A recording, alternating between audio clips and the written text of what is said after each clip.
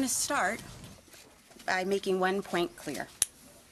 The use of chemical weapons anywhere in the world is an inexcusable violation of international law, and the United States will not tolerate it. The Assad regime's attack against innocent Syrians in Douma, Syria on April 7th is horrifying and tragic, and it demanded an immediate response. Yesterday, United States forces, at the direction of President Trump, launched precision strikes against Assad regime targets associated with the use of chemical weapons in Syria. We launched these strikes to cripple Syria's ability to use chemical weapons in the future. We were joined by the United Kingdom and France, who demonstrated solidarity in addressing these atrocities. Americans are united in condemning Syria's inexcusable use of chemical weapons, which no civilized nation would tolerate. We are encouraged by the support we received from the senators and congressmen on both sides of the aisle. We are also extremely proud of the United States service members who carried out this operation last night. They demonstrated unwavering courage and commitment in their defense of the American people and the values and ideals our nation represents. This operation was carefully orchestrated and methodically planned to minimize potential collateral damage. I can assure you, we took every measure and precaution to strike only what we targeted and we successfully hit every target. This operation does not represent a change in U.S. policy, nor an attempt to depose the Syrian regime. These strikes were a justified, legitimate, and proportionate response to the Syrian regime's continued use of chemical weapons on its own people. We do not seek conflict in Syria, but we cannot allow such grievous violations of international law. Our goal in Syria remains defeating ISIS by, with, and through the 70-nation coalition. But we will not stand by passively while Assad, backed by Russia and Iran, ignores international law. The Assad regime's actions in April 2017 and again on April 7, 2018, show they have abandoned their commitments to the international community and resorted to illegal tactics against the innocent Syrian people. We call upon Russia to honor its commitment to ensure the Assad regime dismantles its chemical weapons program and never uses chemical weapons again. We support our diplomats who are working to set the conditions for the United Nations-backed Geneva process to succeed. And we look forward to working with the United Nations envoy to Syria, Staffan de Mistura, in an effort to maintain transparency. General McKenzie will now provide a detailed overview of the actual operations. General McKenzie. Thanks, Dana. Ladies and gentlemen, good morning. I'm going to spend the next couple of minutes just talking about the military details of the strikes that we executed last night. And could I get the first graphic up, please? As you've heard from the President of the United States and directly in this room from Secretary Mattis and Chairman Dunford, the United States, the United Kingdom, and France, 3 of the 5 permanent members of the UN Security Council, conducted a proportional, precision, coordinated strike in response to the Syrian regime's continued use of chemical weapons.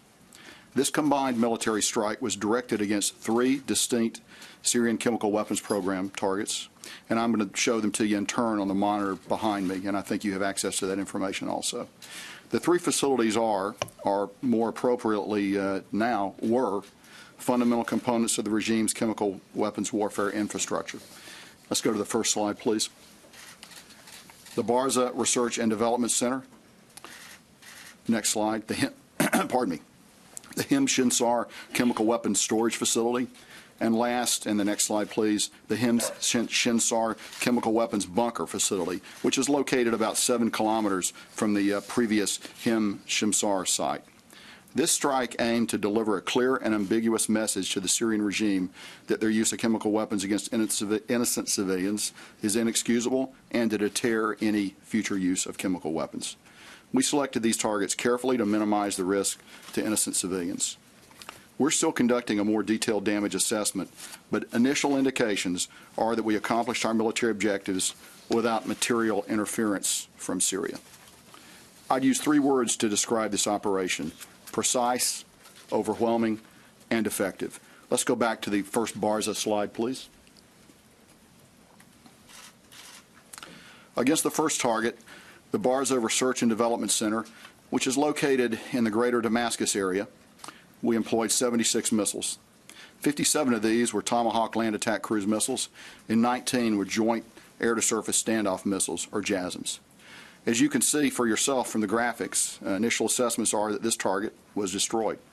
This is going to set the Syrian chemical weapons program back for years.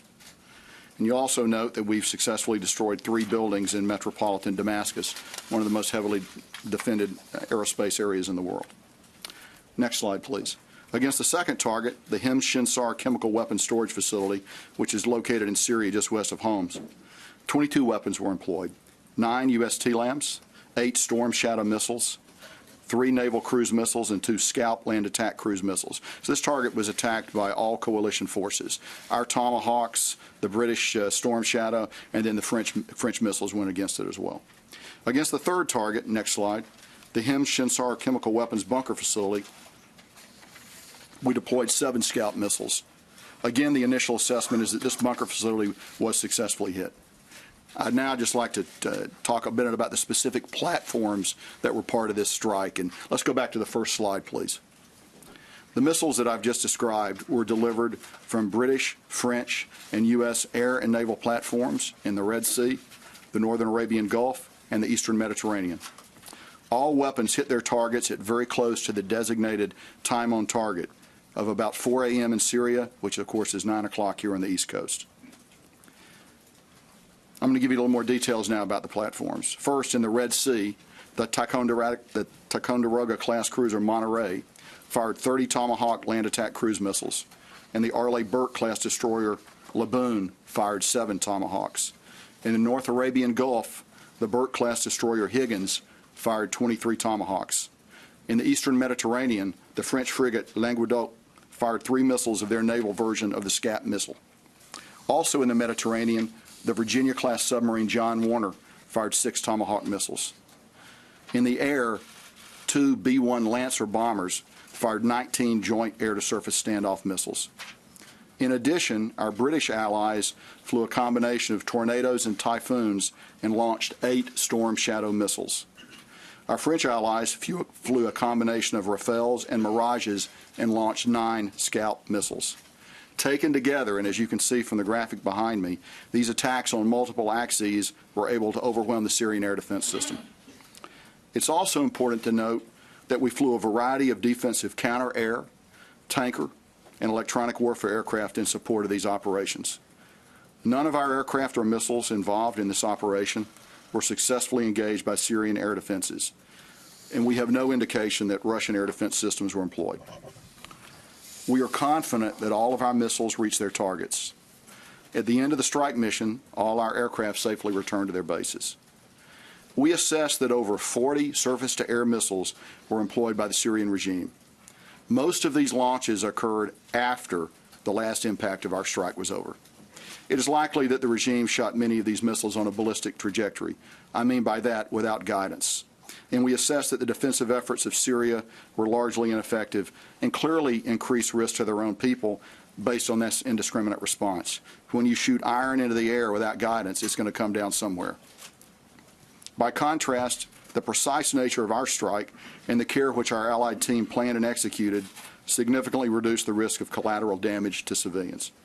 In summary, in a powerful show of allied unity, we deployed 105 weapons against 3 targets that will significantly impact the Syrian regime's ability to develop, deploy, and use chemical weapons in the future. It's been said before, but I want to emphasize again that by comparison, this strike was double the size of the last strike in April 2017, and I'd also emphasize that this strike was a multinational effort. The precision strike was executed with France and the UK, demonstrating our unquestionable resolve. I'd like to close by noting that since the strike, we have not seen any military response from actors within Syria, and we remain postured to protect our forces and those of the coalition should anything occur.